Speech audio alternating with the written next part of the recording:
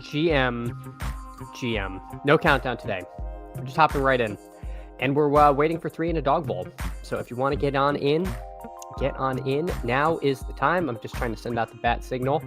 Try to fill this DBQ. Good morning, everybody. Good morning, Chris. Hey, thanks so much for coming in. Hanging out this morning. We're right on time.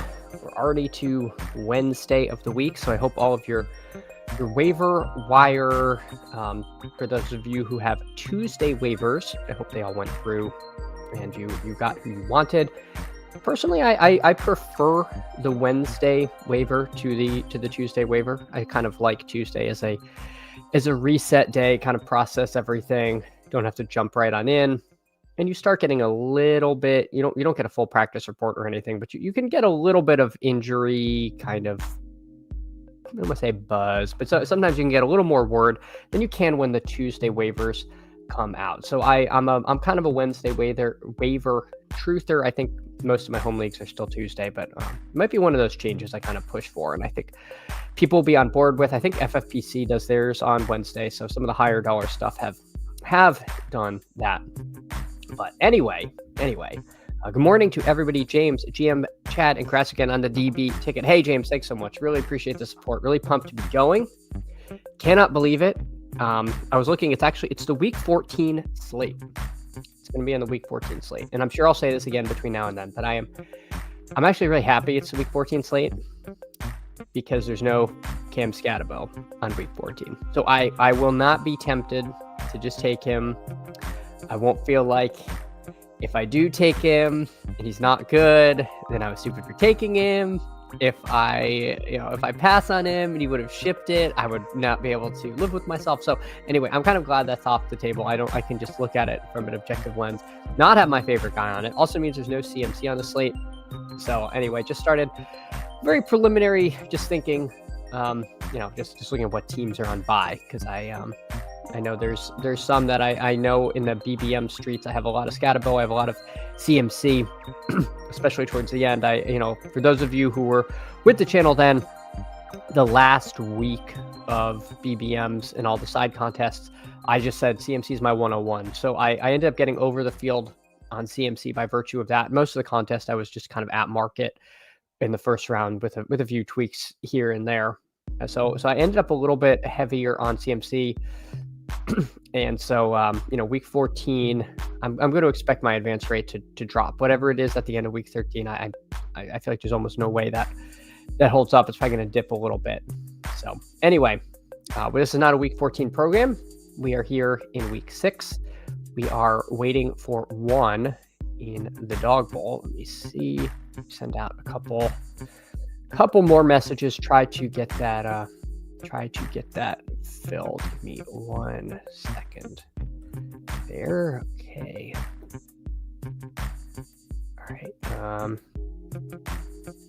1 for DBQ. All right. Sweet. Hey, Joel, GM to you. Thanks so much for coming in, hanging out. I appreciate it. Chris says, I hate having to spend UD bonus fake cash. If you win, they just give you more fake cash. Chris, I'm not familiar with what contest you're doing that gives you fake cash, unless you're talking about like the Gladiator Rakeback, I think is fake cash. But I haven't gotten enough volume down for that to be more than like a DBQ entry or two, so I haven't really noticed. But all right, so this is a good one. We are in at the 5 hole. We got our friend J-Dubs at the 4, Ecoxer the 6, the Gale at 9, and Nez at the 12. Hold on. Brutal for Nez. He was the last one to join, and he gets the 12 hole. So I think the RNG gods. I think this week I haven't done a ton of these, but I think most people are preferring to draft on the left side. That said, if we look at the slate, I think Flacco playing has, I don't want to say rescued Jamar Chase, but it's made it a much more comfortable click towards the end of the first round, early second. than he was before. I do think running back does kind of go off a cliff. So if you're at the back half of the one, you're reaching for a Henry or Dowdle, or if it goes perfectly by ADP and you're the 12 hole, like you don't even get the shot at Judkins. I'm on the board. All right, we're on the clock here. A-Chain, JSN, Javonte. Interesting choice here. I'm going to take Genty here, I think. I really do like this matchup with the Tennessee Titans. I think this could be pretty good in the dome. Being that I'm not trying to build like a super flat portfolio, and I kind of want to get my guys. 90% sure I know I have a JSN team. I drafted one. I like JSN. That's probably who I would have taken. I drafted a JSN team last night. I'd like to get a Genty team in. I'm going to be doing most of my dog bowls on stream, so I'm going to be lower volume than last week. So I'll do the opportunity to kind of like build my teams versus versus best player available in this first round. So let's do a Genty team. I think that's going to be fun.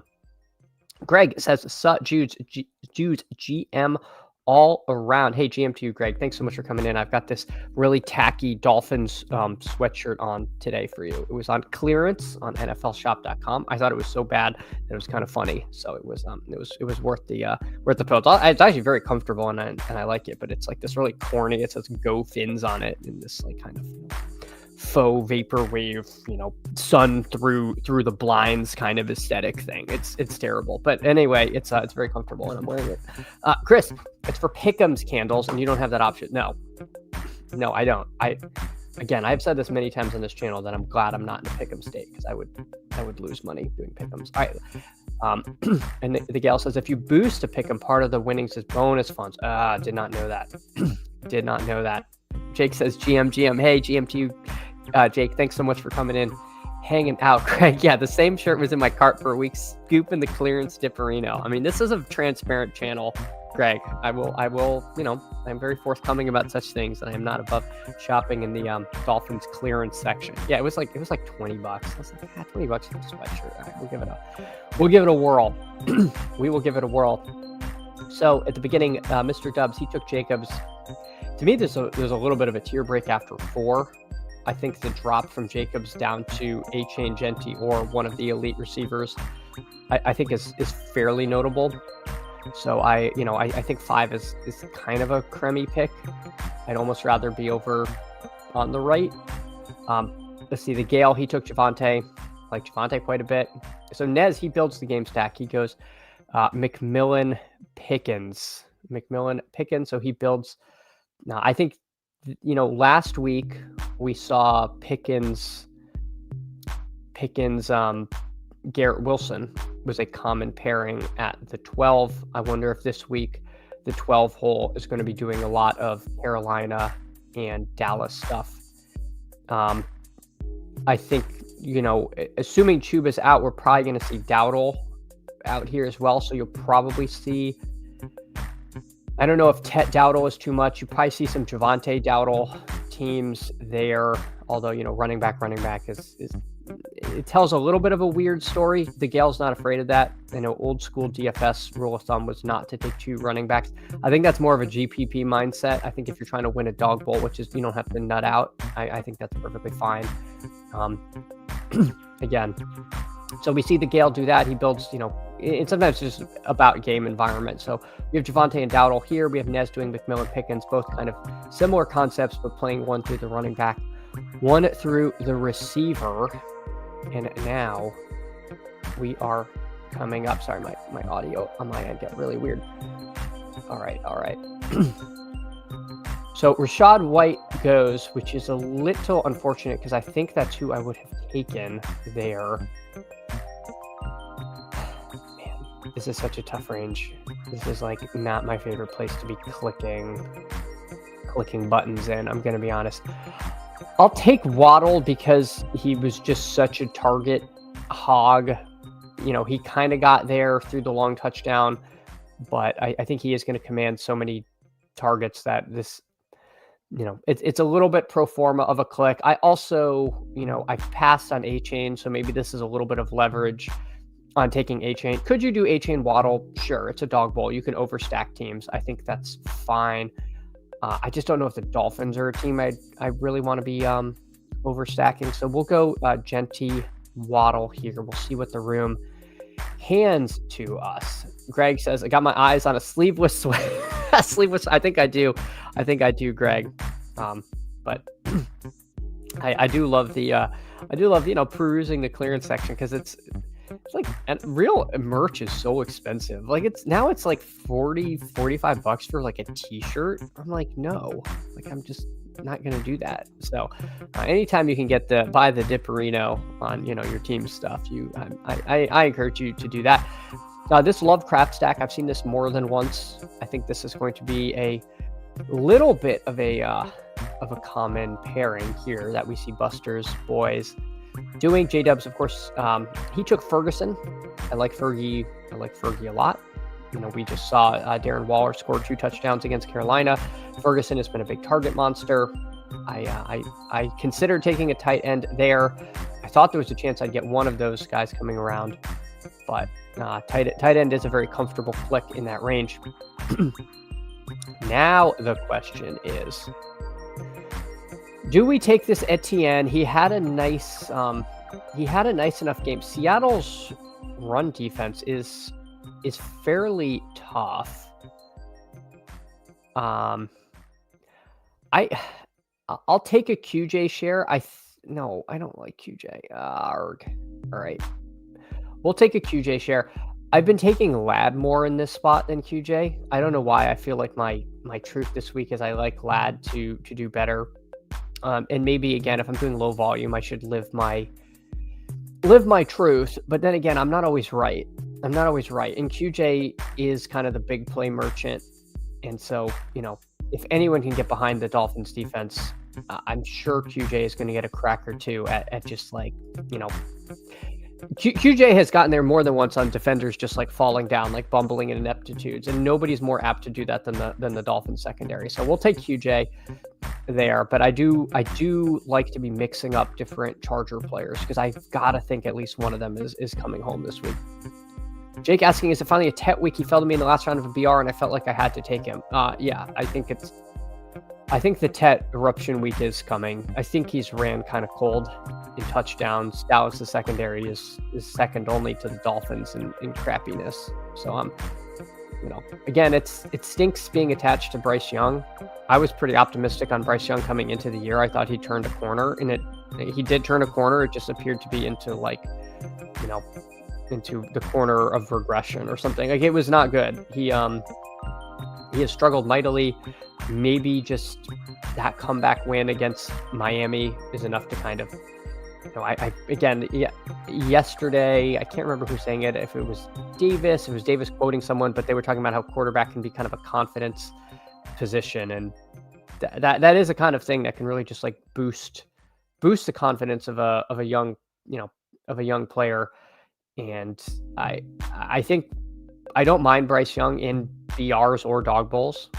He's shown 30-point upside. The one thing I don't like is he hasn't run as much this season. They haven't been doing design runs, and I think that's a huge element of his game. If that increases at all and he's able to hook up with McMillan, then I think much better days are ahead for the both of them. And this is a good spot to get there. So, and also McMillan's a rookie. Rookies can get better. Like they can develop chemistry with the quarterback. They can get used to the NFL. I definitely, the last round of BR, I think he's a great click. He's going the first round of a dog bowl. That should say something about him in the smaller field. So we see Nez, he goes Warren and Mayfield.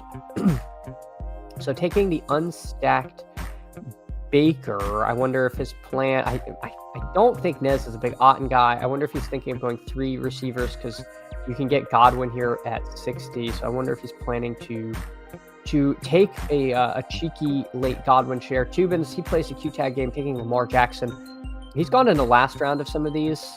So I think at this point, you're not quite getting the value you are of some of the Q-tag stuff. He pairs him with Flowers. So, maybe being more aggressive with that particular. Oh, Godwin's at 48. So I apologize. I was wrong before. I thought Godwin was a last round click. So Godwin probably, Godwin is very unlikely to make it all the way around to back to Nez. I'm in a fairly fertile ground for picks here. I don't mind these. I have one pick I'd like the most, I think. But let's see what E. Coxert does. Drake May was definitely on the short list. Taking him unstacked, I think, is fine. Hunter Henry. These mid-tier tight ends I usually try to avoid because it feels like middling it. But, there are some very late options I don't mind. Chase Brown was the guy. So that was a little unfortunate. That was the click for me, to be honest with all of you. That was the plan. So I think we're going to take an unstacked Daniel Jones on this team. I don't think I want to do a Tua team. I think that's where I'm at. It's a little aggressive for Daniel Jones there, but I have some late clicks at receiver and running back I am willing to take a flyer on. So we'll take Danny Dimes there. But yeah, I think Chase Brown, who is left for dead, is going to see much better days with Joe Flacco. Joe Flacco is willing to check down. The offense might just be better. So I would have been very happy to get him at 44. I could see him rising through the week because this is running back room is kind of dead. Warren, if he's healthy, hopefully he keeps kind of the alpha role.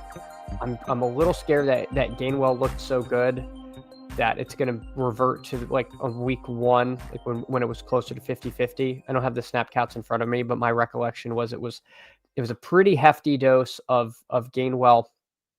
So, coming off a bye, don't really know what it's going to shake out to. I think there's a little bit of systemic risk to Warren there in a tough matchup with Cleveland. So that has me a little nervous about him. Etienne, no one's ever really excited to click Etienne. And so, after Warren and Etienne, then there's Chase Brown. So I feel like Chase Brown is going to get pulled up. It's a long way of saying I think we're going to see a rising Chase Brown as the week goes on. Chris says, even third-year wide receivers can get better. 20 years ago, the third-year bump was a thing. Yeah. Yeah. Well, do you want Jennings? What was he, like a sixth-year breakout? It can randomly come together for guys. It can randomly come together. All right. So Danny Dimes. There's some intriguing clicks at receiver in this range. The Jennings Q tag mystery box is fun. Pearsall, if Pearsall or Jennings play, taking one of them feels smart. But I'm going to take the gross click I keep taking that no one wants to take, which is Ramondre. Gibson's out for the year. They keep going back to him. I don't really think they love Travion. How many carries did Travion get? I guess he got 6 carries. 2. I just think also Ramondre's probably the goal line back. The game's in New Orleans. It's in a dome. It's like kind of gross, but I don't know. It talked me out of why I'm crazy here, but I feel like Ramondre is too cheap, and I hate it, but we're going there. And yeah, he could get benched for fumbling, but if he hasn't gotten benched for fumbling by now, like I don't know if it's going to happen. So I've been taking him. This could be one of those just god awful picks. I don't really think you have to worry about him like rising through the week because the fantasy community absolutely hates Ramondre. But if you're late in a DBQ, I'm gonna be taking some Ramondre, as unpleasant as it is. I do think maybe Jennings though, was possibly a better click because if he's healthy, he is going to, I don't know. I could definitely see him up in this third round. I think people are going to take him way ahead of some of these guys. Shocked to see Calvin Ridley at 47. He was going in the last round yesterday. I don't think that's the new ADP. Let me see if did Mike reach or did Ridley get steamy? Now pick 56, so he's coming up. That's higher than he was going. I was thinking of Ridley opposite Genty, but I did not consider Ridley at pick 44. That was not in the realm of possibilities for me. All right, so let's see how Nez lands the plane. I think did Goddard fall to him? I think if he wants Goddard, I think that's actually there. So I was not far off with my my initial assessment that he might be able to get Goddard, because I do think that's where Goddard was going earlier on. So he's got McMillan, Pickens, Warren, Baker, Tongus. Tongus was on my short list of receiver or of tight ends. He definitely was in play for me there. Let's see how he lands the plane. Be very interesting to see him pass on Godwin, who's now 13 picks past ADP with Baker. He's winding the clock for dramatic effect. It takes Mike Evans. He takes Mike Evans. Is Mike? Wow. Okay. I see. This is why we do these things, because we learn. All right, we're gonna circle back to that later. So Nez ends his team with Mike Evans. Very interesting click there. Very interesting click there. We'll pick a tight end, then we'll recap everyone's team. But yeah, wow, Mike. I heard grumblings Mike Evans could be back this week, but I had not even considered him. As a possible option. So we will go back to that, because that is very intriguing. So nobody wants Pollard, nobody wants Kamara. I mean, Taysom Hill's kind of the fun mystery box. Taysom Hill is an intriguing mystery box option. But I also I'm gonna go back to the Juwan Johnson well. I think he had two tough tight end matchups, and I know Foster Moreau coming in is not great for him.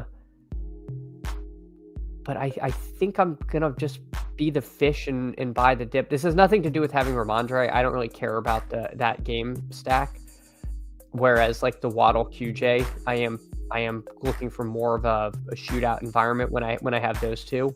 I know the net effect, it doesn't matter why I did something. I did stack the game, but I think Juwan Johnson,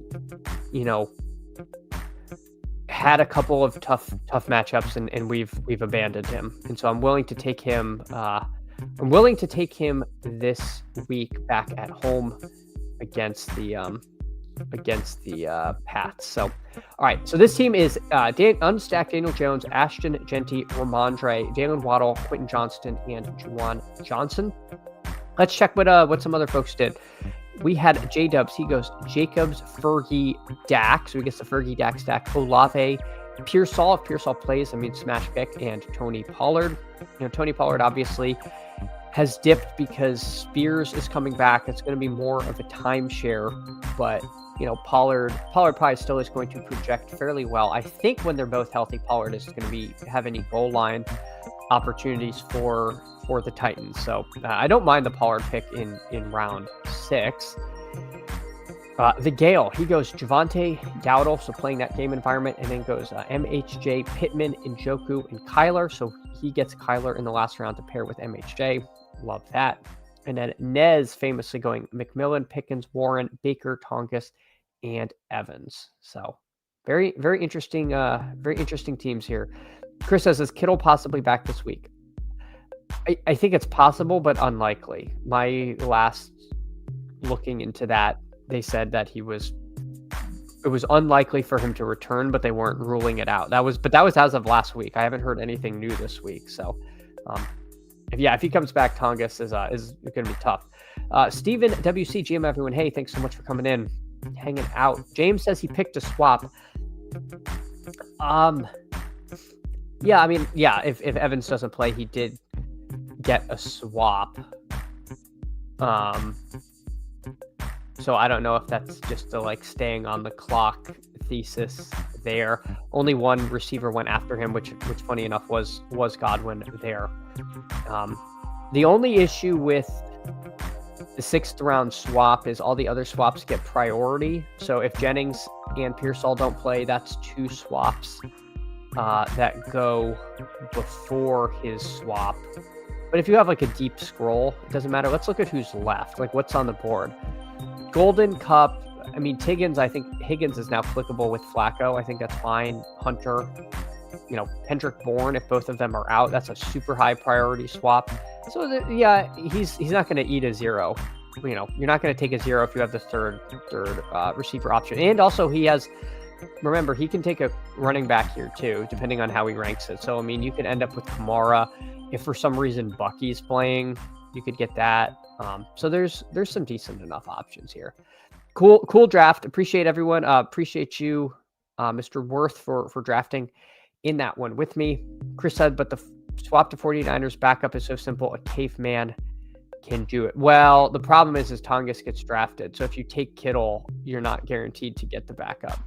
I have not seen a dog bowl go where Tongas is undrafted. If you want to do that in the main BR, I'd say go nuts, because Tongas is generally not drafted in there, or he gets drafted, but not every time.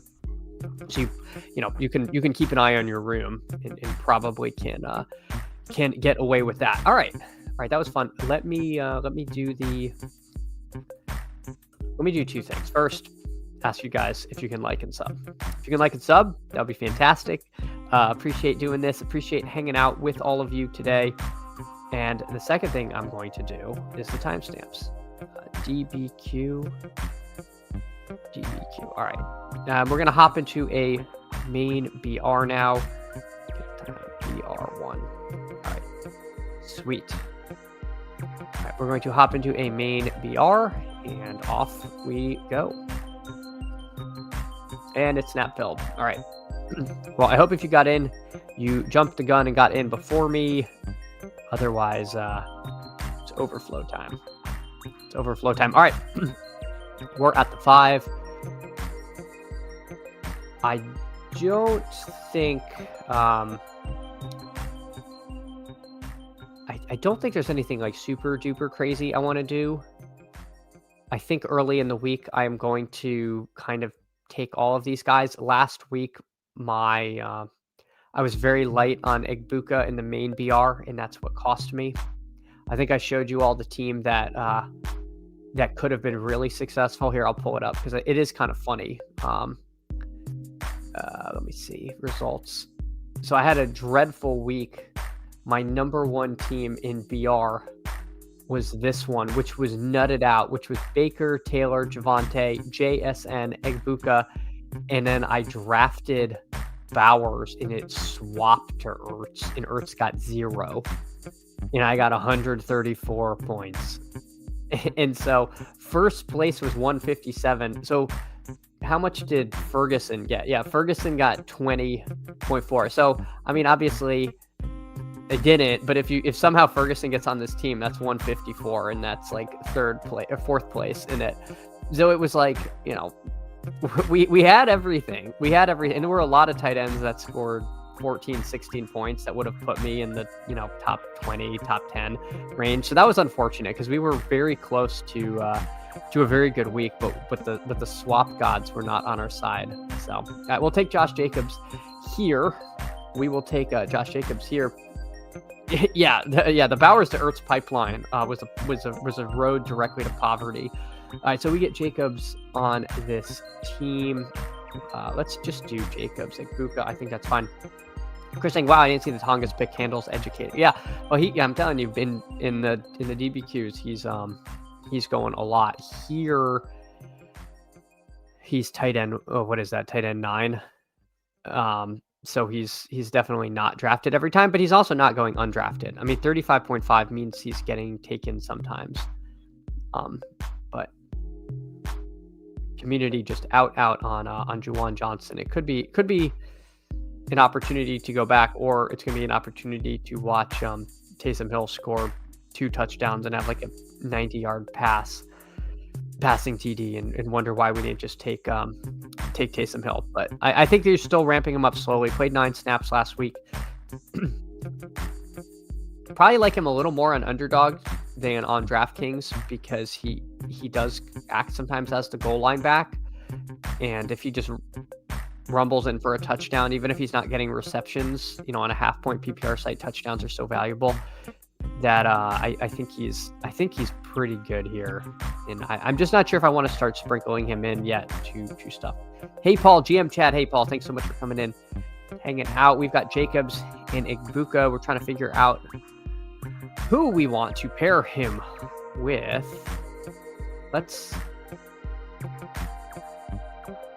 There's 4 tight ends I'm happy with, and I'm going to take Dowdle over Judkins. I said yesterday that Pittsburgh's defense wasn't that great. I have since consumed more content and looked into things myself. I think that's not right. I think, somebody noted that it, we all remember Breece Hall running all over Pittsburgh. Since then, they've gotten significantly better against the run. So I think it's going to be a tough matchup for Judkins. He does seem like he's, it's very early. It's game 6 of his career. Hold on, I'm picking I'll take Ferguson over Warren. I think maybe we'll try to. I can't even make a DAC team. Sweet. Okay, can't make a DAC team. Anyway, I think it's going to be a pretty tough matchup for Judkins.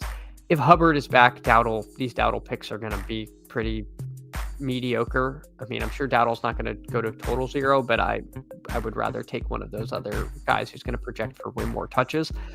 But I am a sucker for a good revenge narrative. The guy did just, run for 200 plus yards. Dallas's defense is not good, so I'm pretty into Rico Dowdle this week. Joel going, I drafted a lot of JD Ertz, paved my own road to poverty. I liked the Ertz matchup there last week. I mean, to be fair, I didn't draft him in that team, but I did in a lot of others as well. I thought with Bates back. So Bates here, let me make my pick and then we'll QJ, Pittman, BTJ. I kind of want to do a scroll. All right, let's scroll to Zay Flowers for some reason. Maybe that was dumb. I probably should have taken Baker first because I kind of want this to be a Baker team, and I risked losing that. So we'll take Baker here. People are just out on Flowers, but I think he's, we'll see who's the quarterback. No one's taking Zay Flowers, but he randomly can just like spike, and these bad backup quarterbacks have a tendency to latch on to the one and sometimes hyper target them. So I'll take like a 0-owned Zay Flowers and from time to time. Doesn't even have to be opposite Rams stuff. I think the few Zay Flowers shares are probably going to be across from Puka, across from Kyron. So I'm going to mix them in both cases. I'm not saying don't go nuts with Zay Flowers, please. This is going to end up being like 6 receptions for 52 touchdownless yards. But I'm going to take a few of that on my own dime. I'm just I would feel bad telling you guys to do that. No. But I mean, if you want to, go ahead. If that that argument was convincing. But yeah. So anyway, Sinat was playing a lot when Bates was out. Bates is more their blocking tight end. He's actually an extremely good blocking tight end. Part of the reason I think he was an underrated component of the run game. We saw Krosky Merritt get there. I think a lot of that, had to do with the offensive line just functioning better with Bates. But I also thought with Bates there, we might see Ertz be able to, be more of his traditional route running role. And he got 0 catches, so that was all bunk. But Bates being back did impact the running game. That part is not fake news. I think Tongas is a decent pick if you punt tight end to last round. Yep, I agree there. Do you think Chuba will be out again, or does he play? I'm playing it like he's going to be out. My reasoning is, and I'm going to hop into another BR. Let me get the timestamps going here. Waiting for one if anyone wants to hop in. So he didn't practice at all last week, Steven. So it wasn't a situation where he was like even got a limited practice in and was questionable.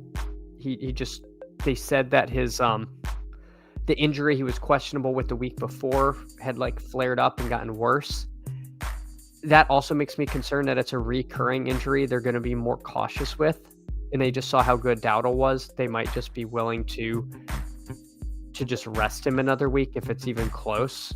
So calf injury, the calf injury to Achilles injury, we famously saw it in the NBA finals with Halliburton. We've seen it. We've seen it with CMC stuff. Calf injuries are taken we're in a very calf injury focused time. And so I that's a long way of saying I am playing it like Chuba sits. But these guys are athletes and they want to play. Like, these guys don't want to sit. They want to play football. There's only, 17 games a year they get to play, right? So it's like, missing one game is not an insignificant amount. These guys want to play, but I do think in this case he is not going to play. Craig says, am I wrong to like say more with Cooper Rush than Lamar? Greg, I actually think I like it more with Cooper Rush too. And that's probably so fishy. But Lamar spreads the ball around a lot, whereas I think Cooper Rush hyper targets. We saw that last year. Like, he would lock on to Tolbert. Like, that's why we were psyoped into taking Tolbert. He made Tolbert look good, but he was not great for any of the secondary pieces. With Lamar, I mean, he'll look downfield, he'll throw to Bateman, he'll throw to Flowers. Heck, even Tez Walker's getting touchdowns. I don't think Cooper Rush knows Tez Walker's on the team. So what I am scared of, Greg, is that there was some grumblings they could bring in Snoop Huntley as the backup, because he knows the system. He was the backup there. I don't know if I'm assuming he's there now, and it wasn't just like he's not even in the player pool.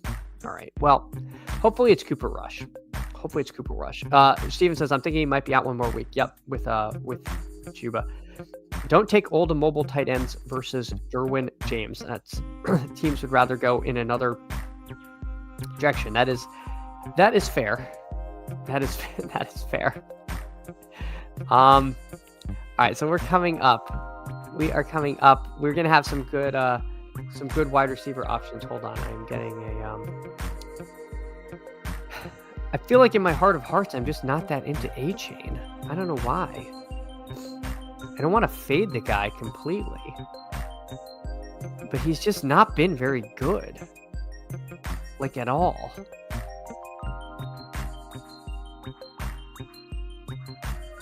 I can't believe I'm going to take Kyron Williams over A-Chain and Javonte, but I'm going to do that. I mean, this Baltimore is possibly circling the drain here, and so we're going to take Kyron ahead of A-Chain. I'm sure I'll end up with some A-Chain, but I want to be underweight on him. I have really hard time seeing him going super crazy. I mean, maybe that's bad. I probably should have just taken A-Chain there. But right now I'm very nervous about this.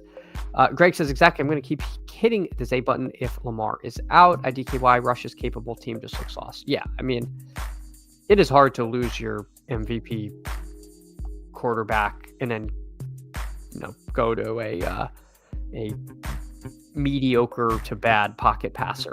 Like, that's probably way harder to show up to work when all of a sudden Lamar Jackson is replaced with Cooper Rush. So, and these guys are people. Like, it's got to be kind of demoralizing.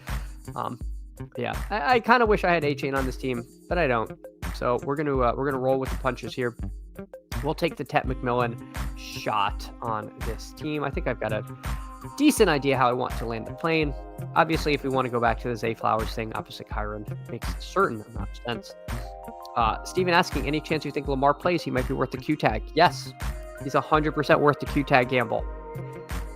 I feel like he makes sense as a last round quarterback. If you're not stacking, then he makes a ton of sense. Because worst case is you just you know, the what really stinks is you can't set individual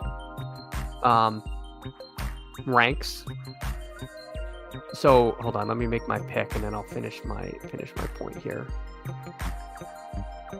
All right, let's go McBride. I think that's fine.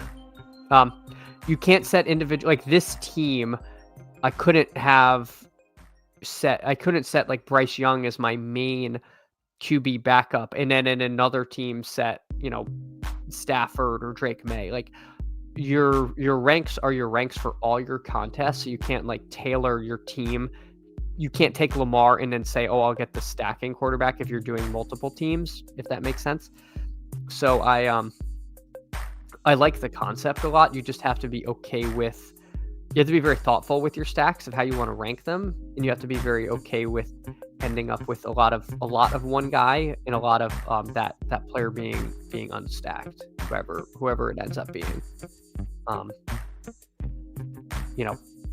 I don't think it would be the worst strategy to then have like Daniel Jones ranked very high because he's a guy you're comfortable with being played unstacked.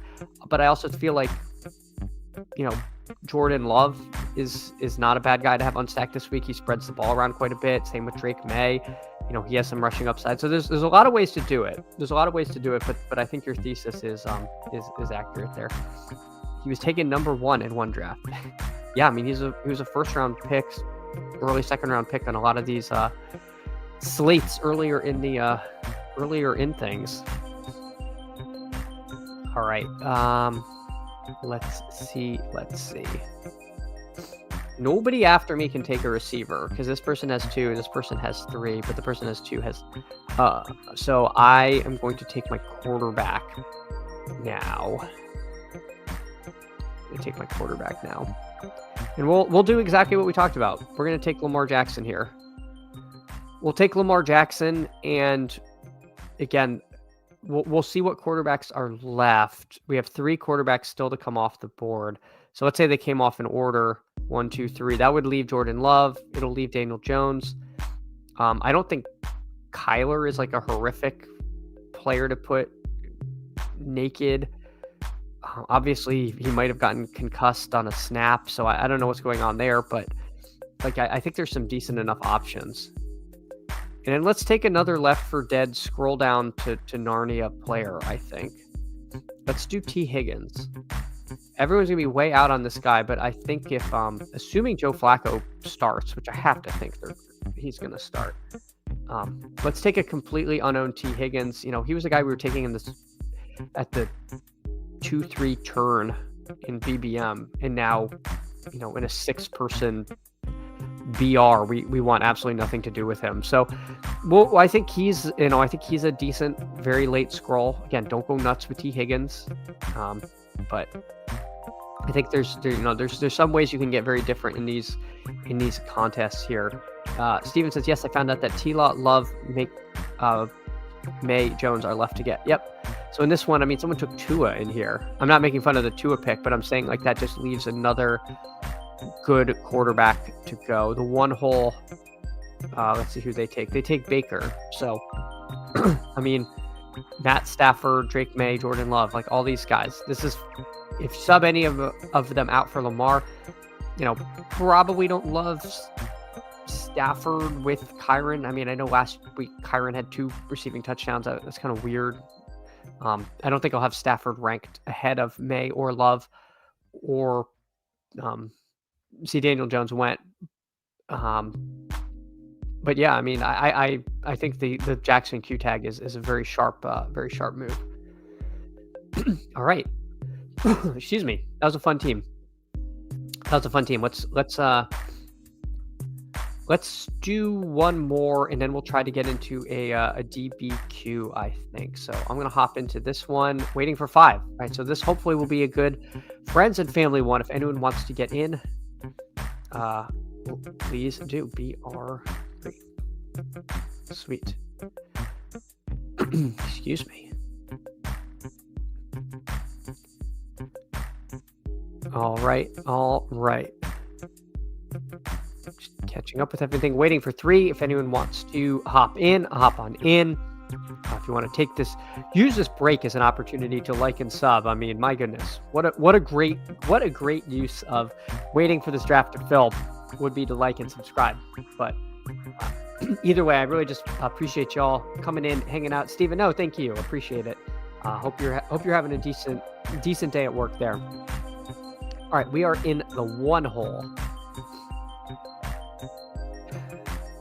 My true take is the way wide receiver drops off, Puka should be the 101. Now, excuse me, my God. Not taking CMC just seems bad with just the passing volume he's been getting. I mean, my God, I'm losing my voice. Hold on, give me a second. I didn't even mute the mic. I hit the mute button and I double clicked it. All right. I mean, look at these reception numbers: 9, 6, 10, 6, 8. Like I forget who was saying this is like the wide receiver 6, like by themselves or something. It's absolutely nutty how many receptions he has been pulling down, and how not good he's been on the ground. He's still getting huge volume, but I mean, dear God. So I will take CMC because I do not want to do a full fade. For my single entry in 3 max, I think I'm going to take Puka at the 1. But being I am probably going to get a decent amount of volume down in the main BR, I'm going to play it a little flatter. But, we will see. We will see what ends up happening here. So, appreciate all of you. Let's see where Puka goes. He goes at the 3. But yeah, I mean, Baltimore's going to be getting a few guys back, so they might not be completely lifeless. Arguably, that could be good for Puka if the game stays closer longer. I mean, sometimes I think blowout risk gets a little bit overblown because somebody has to be doing the blowing out. Like, a team doesn't just get 40 points on the scoreboard and nobody scores them. It's also not like NBA. NBA blowout risk is much worse because you can... A blowout in an NBA game, like the team might be up like 80 to 45, and then the starters are out. Well, the starters, the team only scored 80 points, but the game's, effectively over for the starters and whatnot.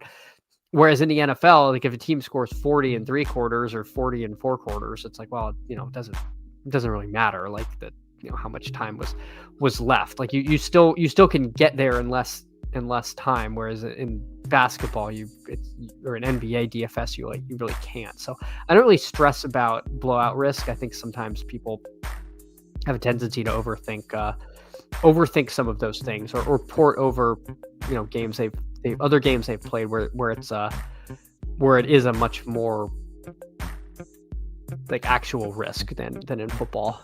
All right, so we did have Puka go at the 3. We had A-Chain Williams go at the 1-2 turn. Let's see what the room hands to us here. I don't think I've gotten a CMC Igbuka team. I think that would be a bit of a white whale, but if we can get it, we would not say no. We're 2 picks away from that happening. I mean, all these receivers are good. All these tight ends are good. Might try to push tight end depending on what Kobe or Sirach do here. Again, I'm also okay with some of the late tight ends this week. Igbuka goes, so there goes that. If Pickens doesn't go, we could do Dak Pickens. I don't think that's going to be rare, but we could see what happens with that.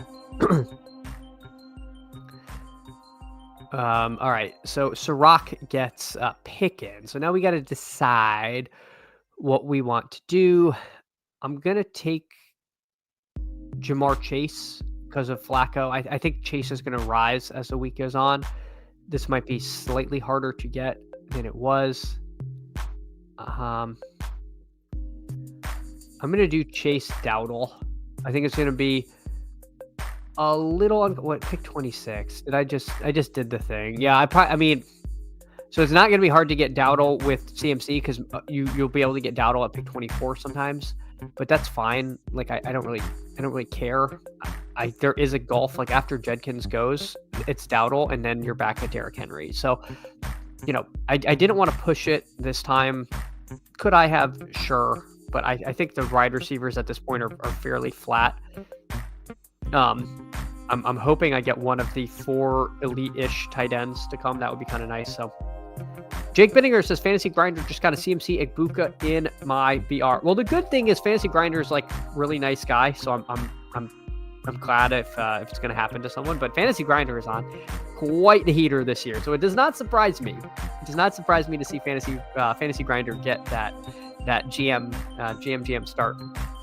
It's not gonna be like rare, but it's gonna be uncommon, I would say. I think it would be if we had another running back up there, it would happen more. But like once you get to Kyron, I think there's a little bit of a tier break to Dowdle and Judkins. So well, there's definitely by ADP there is at least down to Dowdle. So then at that point you're kind of relying on someone to take a different receiver or to start getting tight end thirsty, which people are very tight end thirsty for whatever reason. But yeah, Fergie or Kraft would be nice. Would be nice for me. And you are absolutely going to see some people Galaxy Brain double elite tight end this week. Like you're going to see people do it. I do not be one of those people. It's not good. It is so rarely what you need. And then like you might not even pick the 2 right elite tight ends to do it. Like when it's right, it's so thin. It's so thin for 2 tight ends to get home. Hartman GM, thanks so much for coming in, hanging out. Appreciate you. Appreciate the support. We're ripping through some BRs. I had hoped to get one of those 4 elite tight ends, and they all go over there. So maybe we could have taken a tight end and gotten Dowdle anyway, but we did not. So instead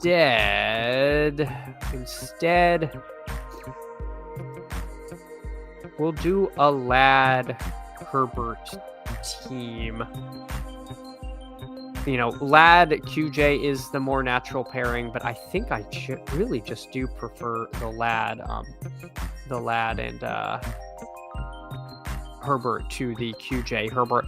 I know in dog bowls it's different because in dog bowls both are 100% owned. You're not going to get a single draft that Ladd is undrafted, but in BRs I do think you're going to get a little bit of an ownership edge where QJ's gets drafted most of the time, whereas Ladd's ADP is 32.8. So he's drafted most of the time, but not every time. So at least he's not 100% owned. Yeah, Joel noting I've seen CMC fall to 103, so CMC Egbuka won't be rare. That is definitely true. That is definitely true. So I hear, oh no, Dawg. First of all, Dawg, thank you so much for coming in. Dawg is here for the alpha. Dawg, I do not want to disappoint you. I will give you what I've got. I hesitate to call it alpha, but we're trying our best. We're trying our best. But Dawg, truly, thank you for coming in, hanging out this morning. We're drafting some BRs. We're gonna fire up a dog bowl qualifier next, unless it's like waiting for 11, and then we're not going to do that. But appreciate you coming in. We got CMC, Jamar Chase, Rico Dowdle, Justin Herbert, and Ladd McConkey. So a little stack there. Waller went right after me, so no hope of the Waller bring back, but I can take whatever tight end I want. If I want to really get fancy, I can take a Q-tag tight end. I don't know if I really want to get that fancy. I don't think I want to take Tongus with CMC on this particular team. I mean, Hunter Henry is the lazy click because he's at the top of the board, but I do kind of like Hunter Henry this week. I know I took Juwan Johnson in the dog bowl, but I didn't really have as much choice. The Fannin bet is kind of fun. It does seem like they are committed to running 12 personnel as kind of their base formation. So Fannin's on the field a ton. I think he's running a little bit fewer routes than is Jonnu, but he he is a lot of fun. How many? Jonnu got a bunch of catches, didn't he? Yeah, 9 targets, 6 receptions. I mean, my God. I mean, maybe I should just be taking Jonnu Smith and not being the fancy. Fannin is just so much fancier. Like, if you win the BR with Fannin, you feel like you're the king of the slappies. Like, that's like you will just get carried directly to Slappy Holla. But yeah, maybe I need to be more, more grounded in taking Njoku here. I don't think Andrews is a horrific click. I don't think Juwan Johnson's a bad click. Taysom Hill is the most fun click because he could really be anything, and he is capable of randomly breaking slates. I just don't think his snap count is quite up yet. So I think I talked myself into an Njoku share. Maybe it is sticky with the new quarterback with Dylan Gabriel going in there. Hartman asking, are you doing very much Bowers last round to possibly swap? Well, I did that last week, and I lost everything in the main slate. But I don't hate that, Hartman. I absolutely would have. And just thinking it through,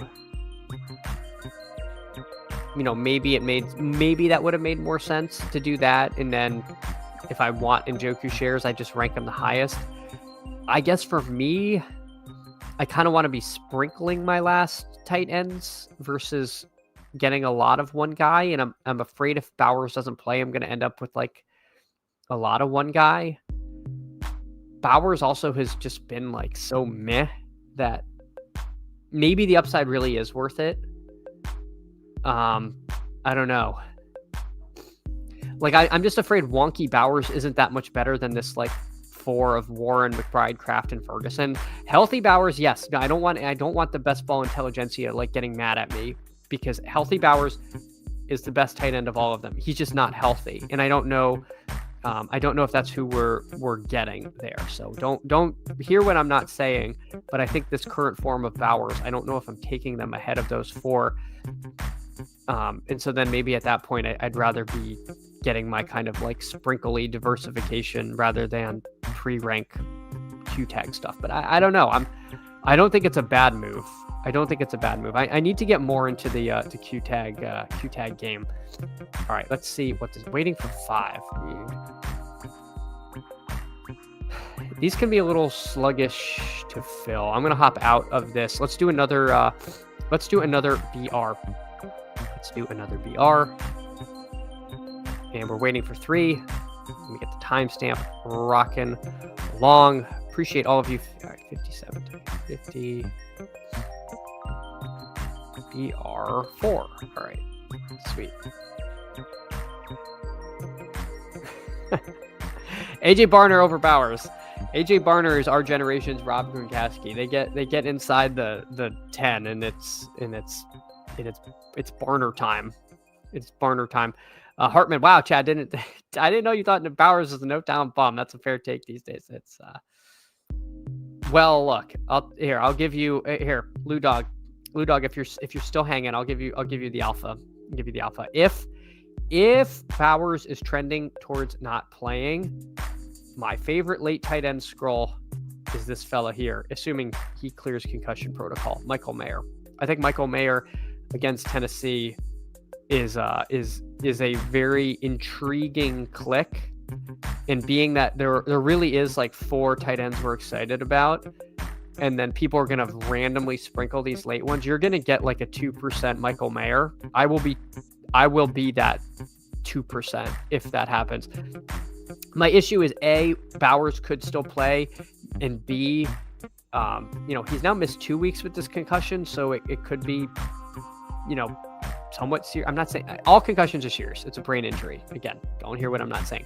But I do think that that Michael Mayer is a very intriguing late round click. I was kind of into him earlier in the year as a one of the few tight ends who I thought had real contingent upside and a little bit of standalone value. The issue there right now looks like Geno Smith has just been not very good. Let's take Josh Jacobs here.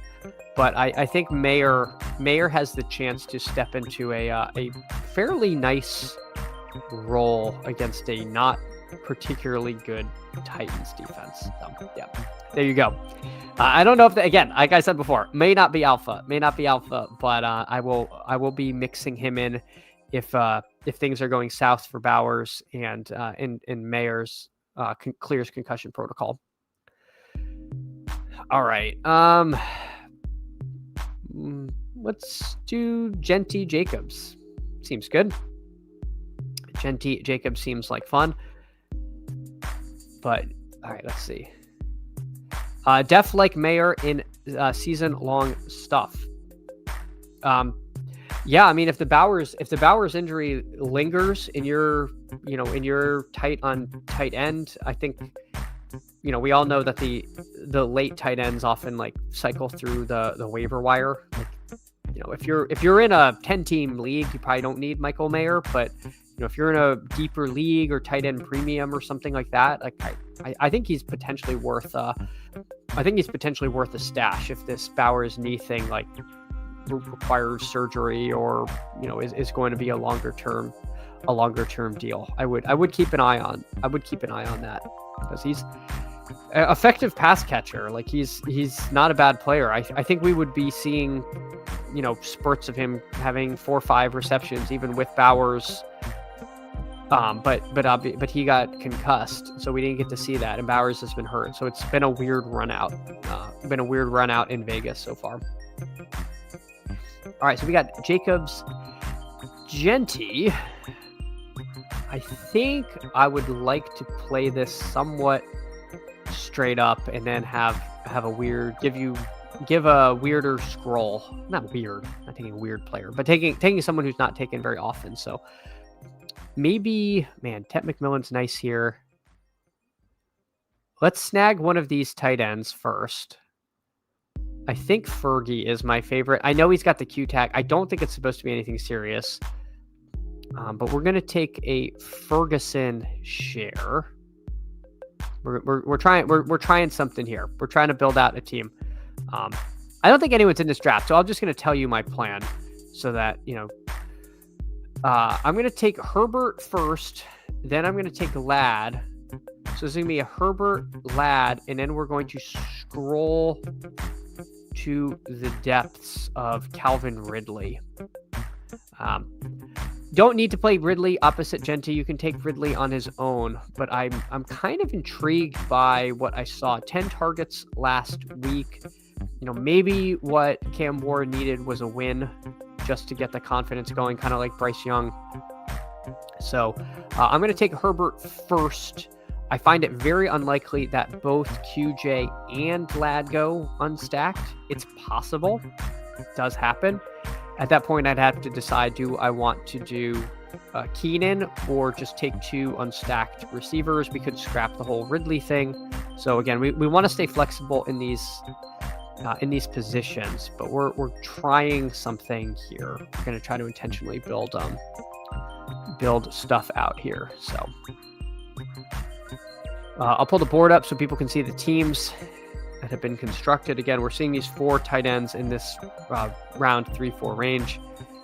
Not too uncommon. There. I really like Dowdle here in this. If you don't get 2 elite running backs, I really do like Dowdle in that next tier. And if you can wait and get him at pick 25 like you're supposed to, that's all the better. But again, I think it's so flat. You don't have to like panic. You can if you have a build you're trying to go for, I'd say just go for it. Don't ignore like massive like ADP value. Like if I don't know, say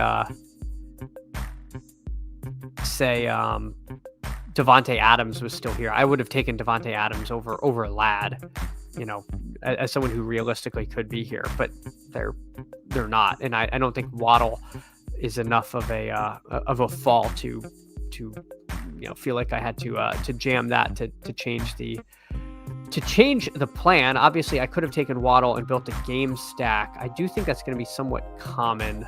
I do think you're going to see Waddle, Herbert paired together a fair amount. So we're going to get a little different there and do a scroll. Like The bring back stuff again. I think the bring back stuff can just lead you to pairing together guys more than you really need to be doing. If this was a small field tournament, I would definitely consider taking QJ and double stacking Herbert. I think in the main BR, that's a tad thin and it's going to limit your ceiling a bit. So let's take Calvin Ridley. I say limit my ceiling, and I take Calvin Ridley. So there you go. But truly, I don't think I want to be double stacking in the tournament where I'm trying to beat 64,000 people. I think it is hard. It does work, but it's rare.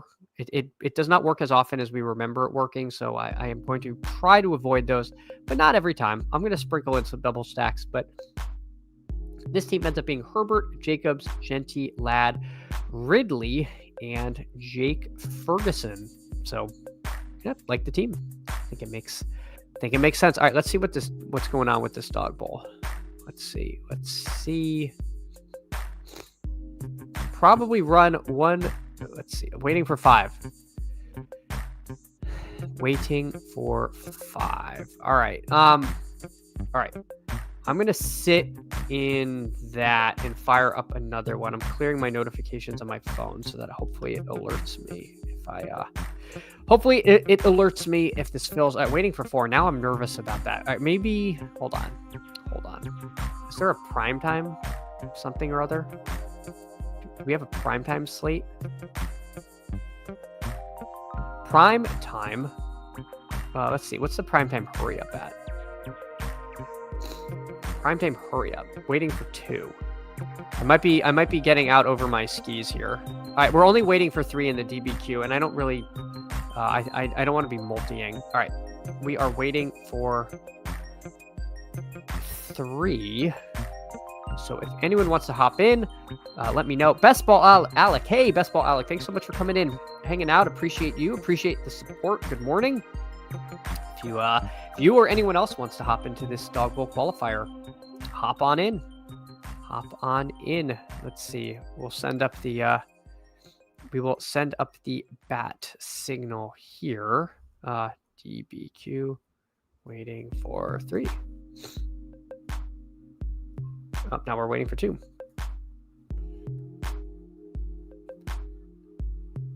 All right. Let's see. Just curious as to, well, I'll pull that up later. Seeing if there have been any big movements in ADP that I've noticed. My guy Ramondre still lurking down here. Nobody really wants Travion either. So again, our late running back scrolls not changing. But I'm telling you, I will say this. If we if the coach comes out and says good things, if Vrabel comes out and says good things about Travion, like, he's going to come steaming up because people want this to happen so badly. So, all right. So we've got Best Ball Viper, last year's winner, at the 3, Patrick Barnes YouTube at the 7, E Coxer at the 8. Definitely recognize some of these names. If you're in here, let me know. I'm happy to shout out your team. But yeah, we're off and running. I think this is a pretty decent spot to pick from the 9. You have some flexibility. You should be able to get at least 1 elite running back. Might be able to get 2. If we don't get 2, we'll at least get one of the good receivers. I think it's 2. I guess the tight ends. Yeah, it's a little early for the tight ends. Could you take an elite running back and an elite tight end here? Yeah, because they're not going to be paired together super frequently. So you can build kind of a more unique combo. I think if you want to do that in the Dog Bowl, that is a perfectly defensible move, because the sort of big 4, Kraft at 29. Yeah, I'm at 33. So maybe someone here would be able to go running back, Kraft. That would be pretty incredible. At least to me, because I'm fairly high on Kraft this week. But I think the tight ends have gotten somewhat steamy, because if you don't get those 4, you're then you're then, talking yourself into David Njoku and, scrutinizing Taysom Hill snaps and whatnot. So, all right, we're coming up. We have the train of running backs going. JSN goes at the 6, meaning I will get one of Javonte, Genty, or Kyron, which I am happy to do. Let's see who Patrick Barnes YouTube famously uses like his whole clock, so we'll see what we'll see what he is up to. He takes Javonte. I do prefer Genty to Kyron, like a fair amount. To me, this is a mini tier break, but I'm not going to cry about getting Kyron against this Ravens defense that just made Nick Chubb look young again. So we'll take Kyron at the 9, and then we'll see what the room provides. We'll see what the room provides here. Best Ball Viper, he took Jonathan Taylor at the 3. We see Puka go at the 101. I don't think that's. I mean, he has just been light years ahead of everyone else in the wide receiver land. So I think that is very defensible. To me, these top 4, you can make an argument for any of them. I mean, truly, the Cincinnati matchup is so good. Jacobs' workload is so good. I think it's getting a little galaxy brain to put them ahead of CMC and Taylor, but I mean, honestly, I don't hate it if that's how you want to. Gosh darn it, I wanted Dowdle a lot more than I wanted Henry or White or Tet. That's a little unfortunate. I was really hoping to get Dowdle there, but FF Links gets him. I don't want to do Kyron over Kyron and Henry on the same team. Taking Rachaad White is not super fun. I could have taken Tet, obviously. He was a top player by ADP there. I think we could get a Tet breakout. But, obviously being attached to Bryce Young has just been so limiting. I don't know. I do like Rachaad White. I think he's fine. I'm not worried about Sean Tucker that much. It does seem like White is the guy.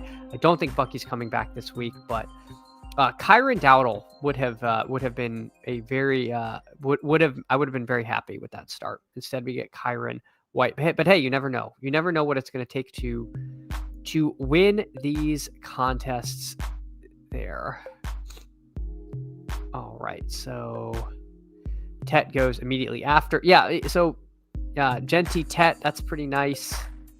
I almost feel like I fell into this kind of weird range where I'm like okay with who I got, but I'm not happy with either one. But you know what? Hopefully, maybe we get Kraft falls to us at 33, and all will be redeemed. But no worries. We fight on. We only have one person with no running back. Very interesting here at the 12. Inglex takes Chase and Pickens. I mean, to me, I think that's fine. I have a question from the chat because I tweeted at Underdog, but I'm not big time enough to get responses to these sort of queries. But will Joe Flacco score points in fantasy this week? Because he's in the pool, but he's listed as Cleveland at Pittsburgh. So I don't know if you draft Flacco if you get credit or not. I thought the answer was no. I don't necessarily think I want a whole heck of a lot of Joe Flacco regardless. But I'd like to know the answer because he's going to be like super low owned and free. I don't know. I was just curious. Ingle X. Okay. Ingle X. Got it. Thank you, Jordan. Also Jordan, appreciate you coming in and hanging out with us. Appreciate the support as always. Yeah. So let's see what the room hands to us. We've had one of the big 4 going of the tight ends. We'll see if we end up with a what the Vorp crew says.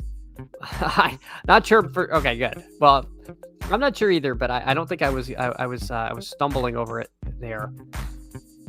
Good old Fiddle, whose full username I am surprised they allowed on the Underdog app. But let's see. All right, we got 5 picks between us and 3 tight ends we would be happy with. Watch in real time as all of them get taken. There goes 1. Here we go. We're down to 2. We need 2 picks to get through 4 people. So Jordan Love goes. All right, we need 2 picks to get by 3 people. Fergie goes. Can we get Kraft? All right, if Kraft, I'm going to put Kraft in the queue so we can watch him disappear as Patrick Barnes' YouTube takes him. What do we want to do? I don't mind an unstacked Herbert against the Dolphins. Wide receiver does start getting thin. Pittman's intriguing. The Lamb Q tag stuff is interesting.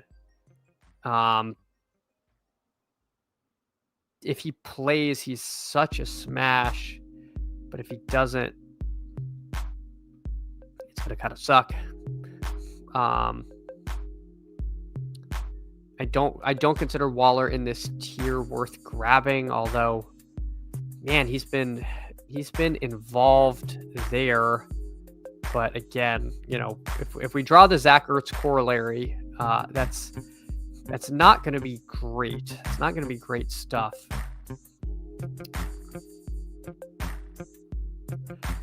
All right, do I really want Michael Pittman? And it feels like waving the surrender flag here. You know what? We're going to keep doing it. We're going to just tell ourselves that Herbert is the highest scoring quarterback on the slate.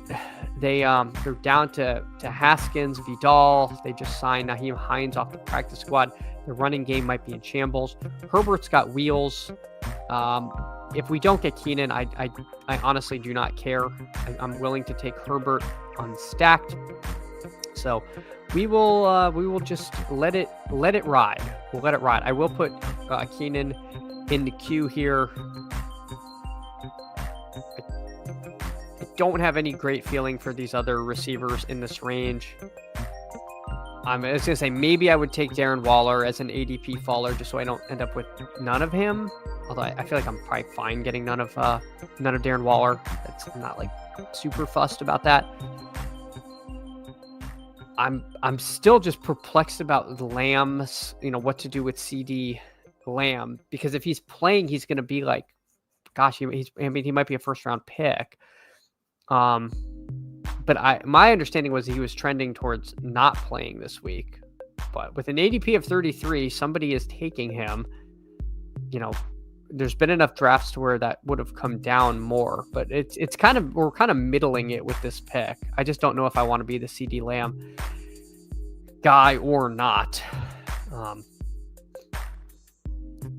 If we don't get Keenan, then maybe we consider it, because how much happier am I with Pittman or Dobbs than like the scroll down ranky guy? I don't know. I mean, it could just be a lost draft. Let's see what FF Links does here. He takes Lamb. Okay, so the decision is gone. We'll take Keenan. We'll just do Herbert Keenan. I mean, that's nice. Again, my preferred order is Ladd, then QJ, then Keenan, but I'm happy to get any of them. It's going to be kind of hard to do Herbert, Ladd teams in the Dog Bowl, or Herbert, QJ teams. You would have to reach on one of the sides, and pretty much Herbert. I think you would have to take Herbert. I think you would have to take Ladd or QJ in the second round and then kind of reach a little bit for Herbert. You don't have to reach that much if you're over here, I think, on the left side of the board. But obviously, if you take Herbert and a receiver at the 2-3 turn, you're only going to leave the third round with one running back. So you then have to be okay with the scroll down guys. But course, in this draft, we're seeing Chase Brown falling. To me, that's a gift for the people over here on the left side of the board. I feel like if I got Puka, Warren, QJ, and then Chase Brown, I would be pretty happy with the way my team began. If these two pass on him, he comes all the way back, because all these guys have 2 quarterbacks. He would come all the way back to pick 54. Oh, that's his ADP is 54. My God. So PP Punch takes a great username, takes Chase Brown there. Again, I think he's going to rise. I think he's going to keep rising throughout the week with people realizing that Jake Browning leaving for Flacco is going to just make that offense a lot better. And I think Brown has potential to be a pretty big PPR scam this week. So PP Punch takes Matt Stafford to pair with Puka. Let's see what Best Ball Viper's done. I think this is the second draft we've seen him take Calvin Ridley there in the 4th round. So he's definitely high on him. So he's got Jonathan Taylor, Michael Carter, BTJ, Calvin Ridley, and now he needs a tight end and a QB. He takes Njoku. All right. So again, Njoku, probably a guy I should be clicking more late. Won't be clicking him, of course, in this one.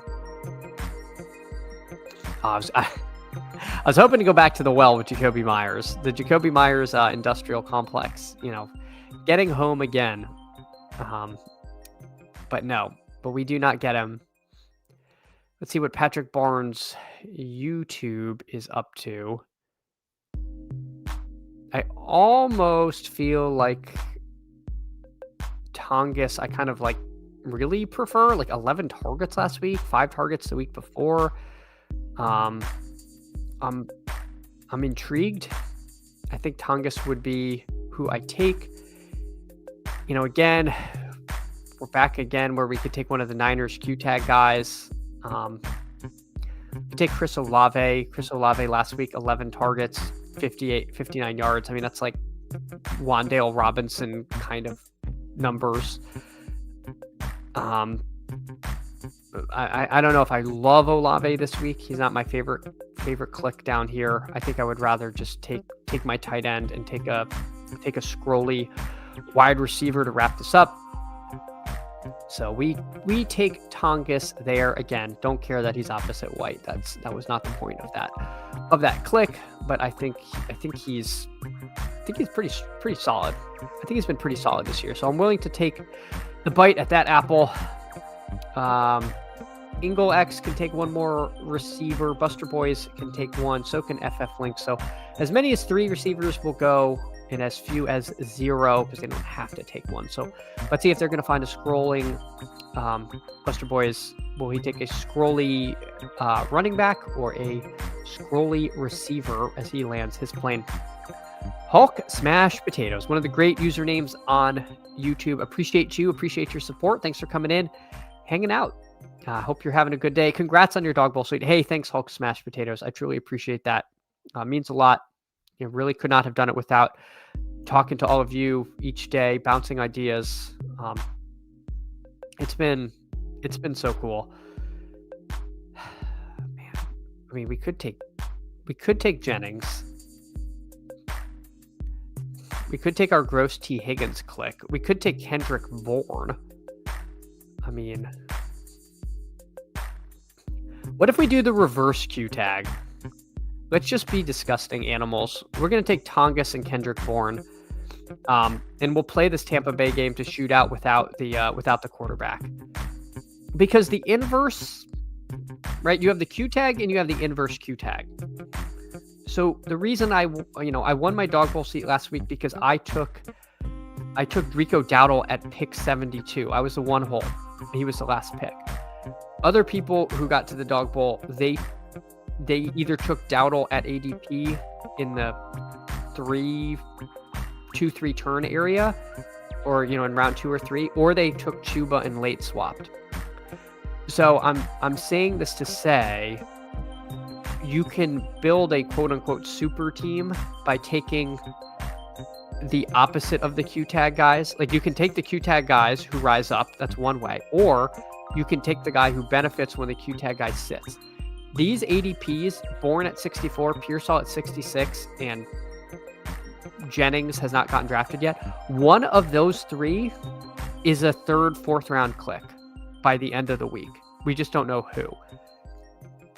So I would be taking all of them and trying to, a Bourne is probably the least likely to rise because people don't want to believe, but he's definitely going to come up. He's not going to be your free sixth round click anymore.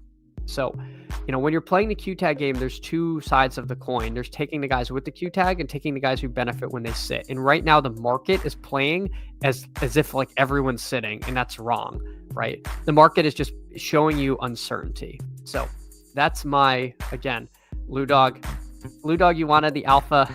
Lou Dawg, that is actually true alpha in a unironic sense. I think that is actually something to pay attention. And people much smarter than me will say the exact same thing. These are not like original, super original ideas here, but they are things that we can highlight when we do these drafts in real time for all of you. I mean, PP Punch kind of doing the same thing.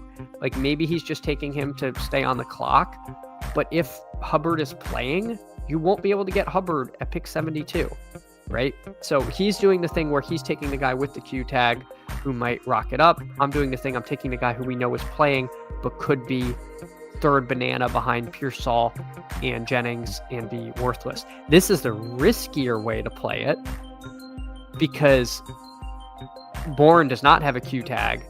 So if he plays 3 snaps, I don't get a sub. If you play the Q tag and they don't play, you don't actually really lose anything. You just get a swap.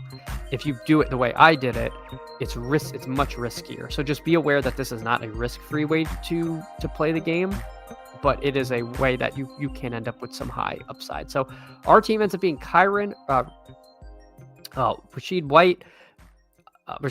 White, Justin Herbert, Keenan Allen, Jake Tongas, and Kendrick Bourne on the team. Let's see what some other smart people did. Coxer, he goes Genty, McMillan, MHJ, Daniel Jones. So he goes unstacked Daniel Jones, Ramondre, who I've been taking, and then makes the Fannin bet.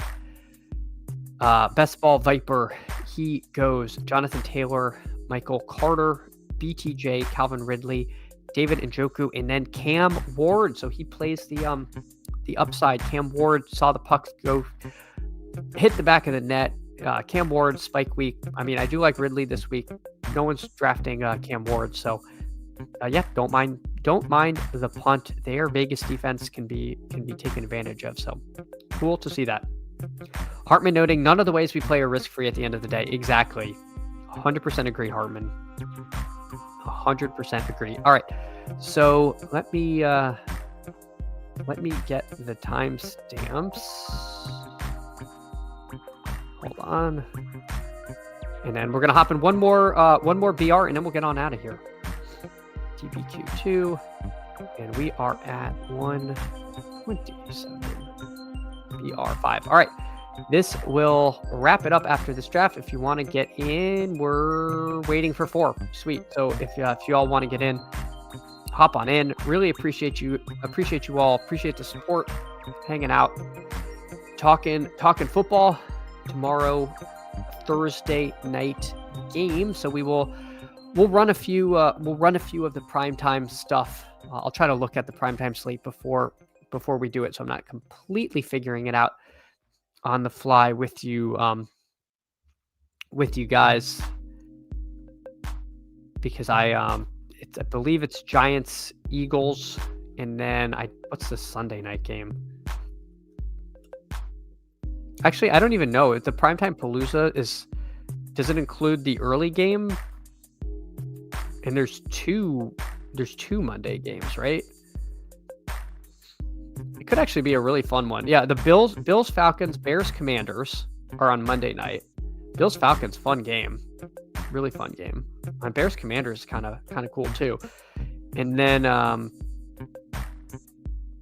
Eagles, Giants, and then the Broncos, Jets are the early game. So I don't know. I mean, there's 4 games. If they're on there, then that's that's a pretty big slate for a primetime Palooza. I mean, that is like divisional round playoff slate size, and they run full contests for that one. So that's a cool one, because that's big enough to where in a 4-person, you've got 8 teams. You're gonna have 4 undrafted quarterbacks, tight ends, not 10. That should be pretty fun. Giants play, so take Scatabo and Profit. God, I know. I'm so glad Scatabo is not going to be on the main Dawg Bowl slate in week 14, Hartman, because it would be so hard to like not take him. And then if I didn't take him and he got there, and I'm like, I would have won the Dawg Bowl if I used Cam Scatabo. I would be. So I'm just glad he's not on the slate when this thing happens in Kansas City. But my Scatabo jersey did finally arrive. NFL Shop finally did come through. So I'll have to put that on for one of the streams here, and maybe for tomorrow, because they're playing. Maybe that's a good day to bust it out. But now I have my ASU Scatabo jersey and my Giants one here. Hey dudes, +7 for a 3Q. If any, no, Greg, please. There's very little that does not go here. And if you're trying to fill a contest, no, Greg.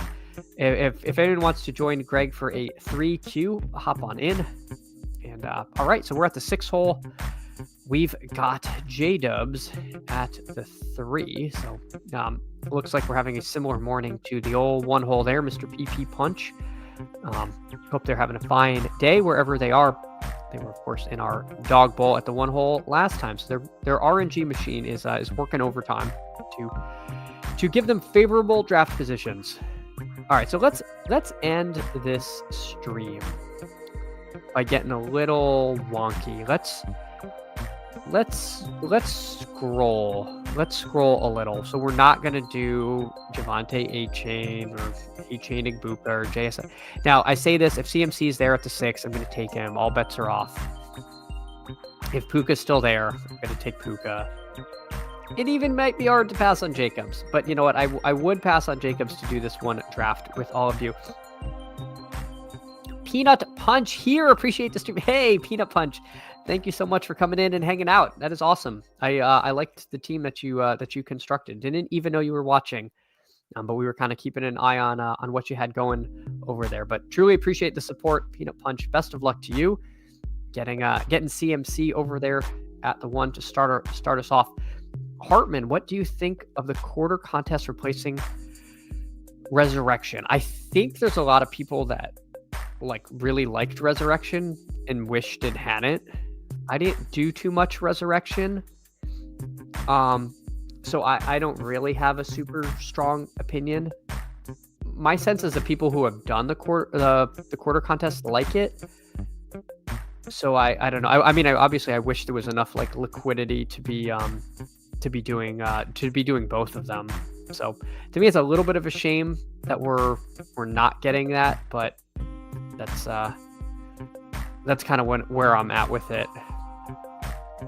All right, let's do Genty Kyron. I don't think this is going to happen. If the ADPs hold, there's not a lot of teams that are going to do this. I think it'd be hard to get Puka, Genty, Kyron.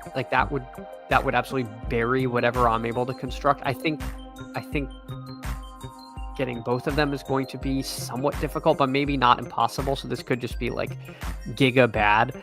But we're gonna start our draft there at pick with an ADP of 10.9, and we're gonna forego everyone in the top 10 of the ADP just to try to get different. I don't think people will do this. I don't know that you should do this often, but we're gonna try to end our stream with a little bit of a different team. We're trying to beat 60,000 people, so we're gonna try to get a little bit different over there. So J-Dubs, he goes Jonathan Taylor, Emeka Egbuka, and in Peanut Punch. Let's see what he does to add to CMC. Big slow going Puka Pickens. So again, running back is fairly friendly this week. You don't have to worry if you end up taking the late running backs. There are enough good options to get by. So don't mind starting wide receiver this week. Peanut Punch goes CMC, Dak, Jamar Chase.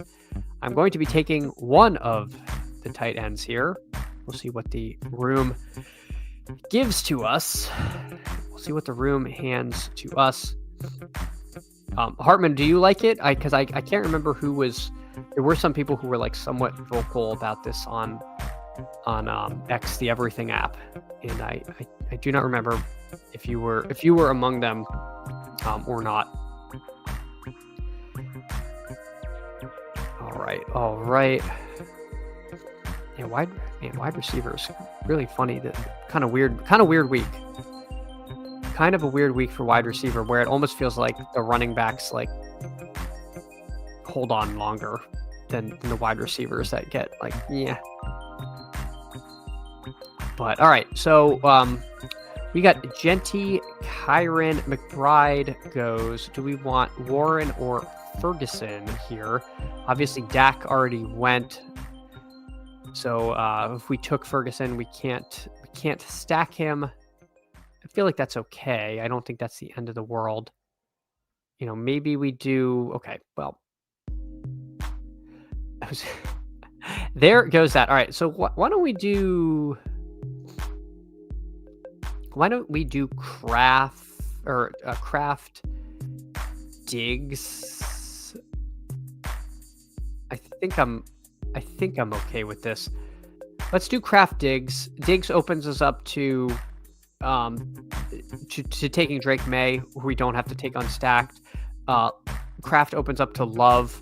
I think we should, with our next pick, be able to get one of those. I'm not super fussed which one because again we're building out a lot of these. We're gonna get sniped. We're gonna roll with the punches. So this team starts out with Genty, Kyron, Kraft, and Diggs. Like the start, J-Dubs, he's got Taylor, Ibuka, McMillan.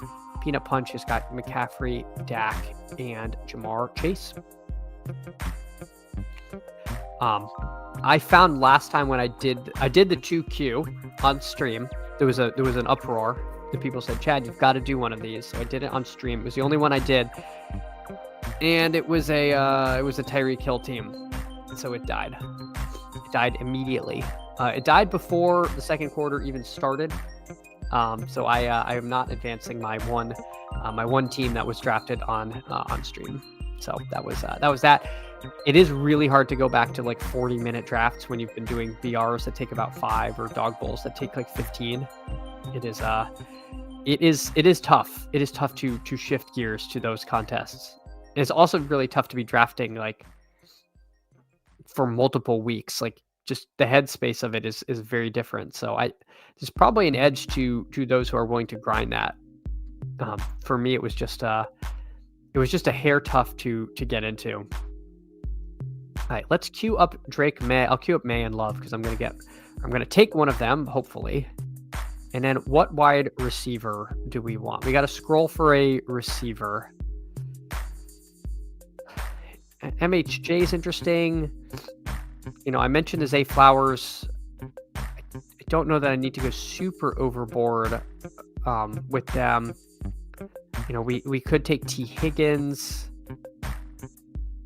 If we want, we could do Olave. If we really want to get scrolly, you can do Rashid Shaheed.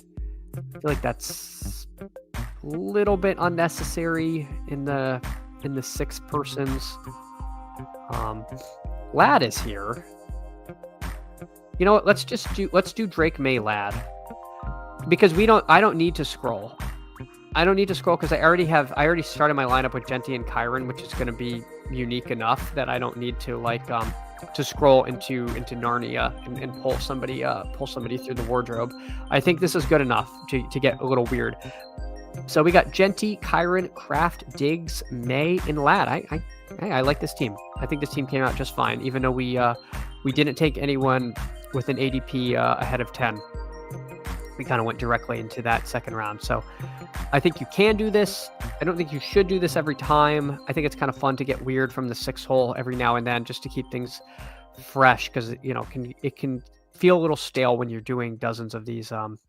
PP Punch, you interrupted this beautiful green snake of quarterbacks we had going. So I hope you're happy with your Dak at 2. I'm kidding, of course. I like your team. You went CMC, Dak, Jamar Chase, Rico Dowdle, CD Lamb, and Njoku. I like CD Lamb in these 6 persons because the Q tag does not punish you where you're drafting him in here versus the Dog Bowl where you you're dead if he doesn't play. I mean, I think it gets very thin in the Dog Bowl for the receiver Q tags when you're taking the Q tag in the 3rd. But I think in the 6 persons, taking him in round 5, that's not bad at all. So J-Dubs, he goes Jonathan Taylor, Ibuka, Ted McMillan, Jake Ferguson, QJ, and gets Baker with QJ. So everyone, I really appreciate it. I had such a fun stream with you all. Got to run a couple of dog bowls. I like the teams we built. I like some of these BR teams. Maybe we'll see some towards the top of the leaderboard. But I will see you all tomorrow. I'd love to look into that primetime slate because I think it's going to be a lot of fun if it really is a 4-game primetime slate. That to me is going to be a lot more of a fun thought exercise than the 2-game slates, which sometimes feel like a if I don't get a GM, I'm just going to lose. So great time with you all. I will see you all tomorrow. If you can, drop a like, drop a sub on the way out, leave a comment. It helps with the algorithm. But otherwise, I will see you all tomorrow. Take care, everyone. If I can click the end stream button. All right, take care, everyone.